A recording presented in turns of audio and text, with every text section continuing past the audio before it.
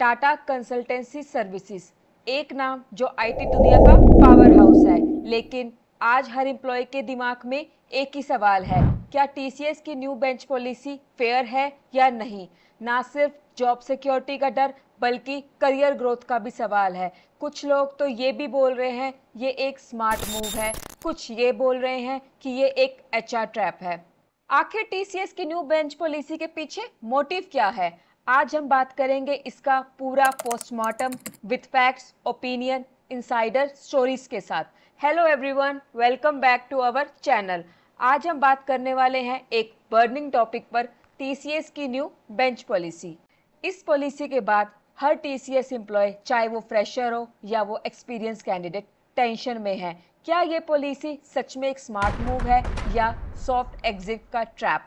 आइए पूरा इसे एनालाइज करते हैं। इस वीडियो को एंड तक ज़रूर देखिएगा क्योंकि लास्ट में हम इसमें डिस्कस करेंगे इसका लॉन्ग टर्म इम्पैक्ट, स्पेशली 2026 तक की प्रेडिक्शन। सो फ्रेंड्स, सबसे पहले तो हम ये समझते हैं कि बेंच का मतलब क्या होता है।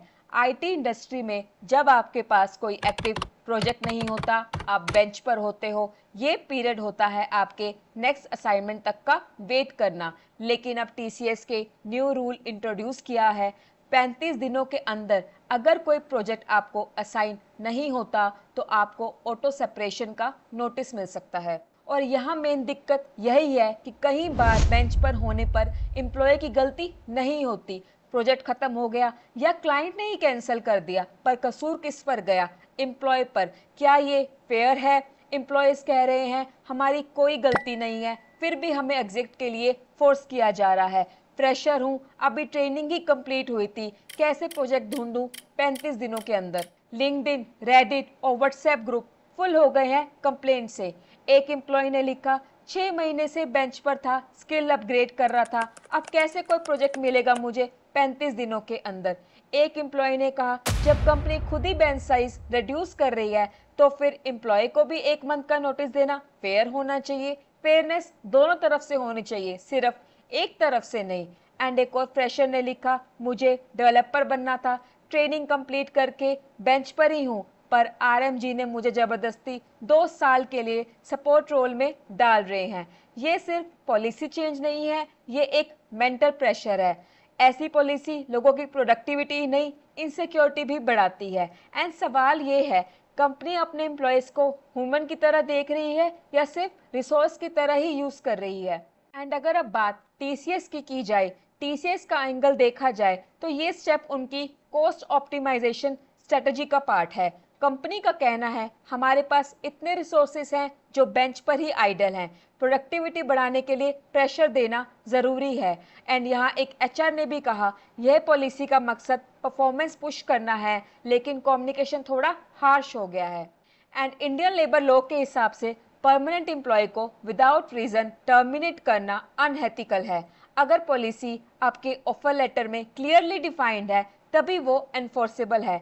इसका मतलब हर एम्प्लॉय को अपना कॉन्ट्रैक्ट ज़रूर चेक करना चाहिए। लेकिन पब्लिक परसेप्शन में ये एक सॉफ्ट ले ऑफ जैसा लग रहा है।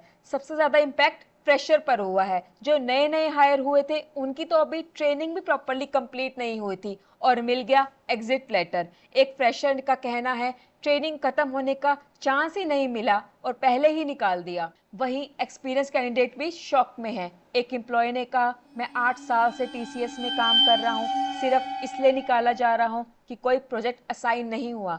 एंड ये सिर्फ जॉब लॉस तक लिमिटेड नहीं है, मेडिकल इंश्योरेंस भी तुरंत बंद हो जाते हैं, पीएफ का प्रोसेस डिले हो जाता है और इमोशनल स्ट्रेस वो तो अलग ही लेवल पर है।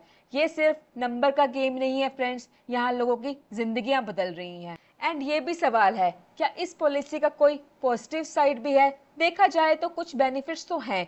एम्प्लॉयज एक्टिव और अलर्ट हो रहे हैं, प्रोजेक्ट हंटिंग में अर्जेंसी आती है, अपस्किलिंग का पुश मिलता है, ओवरऑल कंपनी की प्रोडक्टिविटी इंप्रूव हो रही है। लेकिन ये पॉजिटिव तभी होता है जब कम्युनिकेशन और सपोर्ट दोनों ही स्ट्रॉन्ग हो।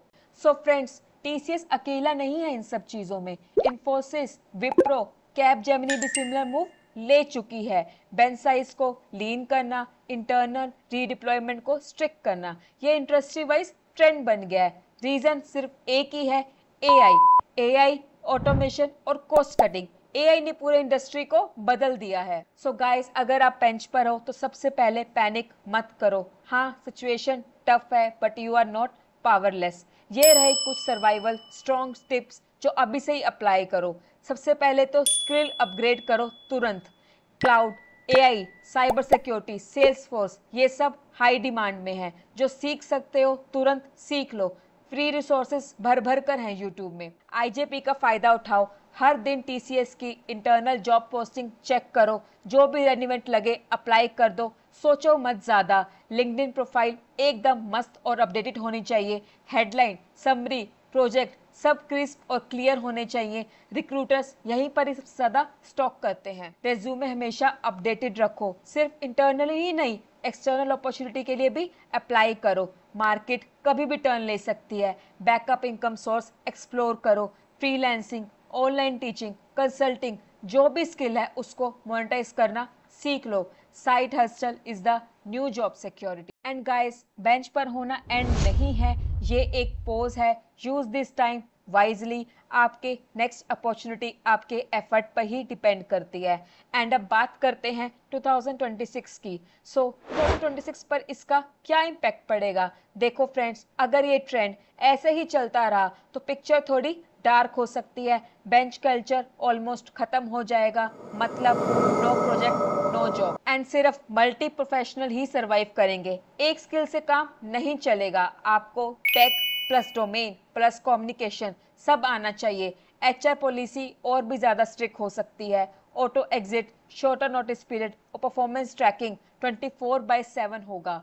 मिड लेवल एम्प्लॉय सबसे ज्यादा रिस्क में होंगे। ना जूनियर जैसा लो कॉस्ट, ना सीनियर जैसा high influence.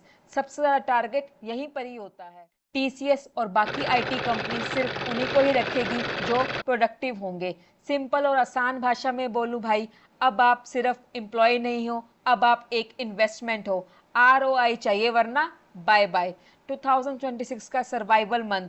Learn, adapt and deliver. जो ये फॉर्मूला समझेगा वही टिक पाएगा। सो फ्रेंड्स, ये था फुल ब्रेकडाउन टीसीएस की न्यू बेंच पॉलिसी का। मेरा पर्सनल ओपिनियन ये है, पॉलिसी का इंटेंशन समझ आता है। कंपनी को कॉस्ट कंट्रोल करनी थी, लेकिन एग्जीक्यूशन में ट्रांसपेरेंसी और एम्पैथी काफी मिसिंग थी। आप क्या सोचते हो इसके बारे में? क्या ये फेयर डिसीजन है?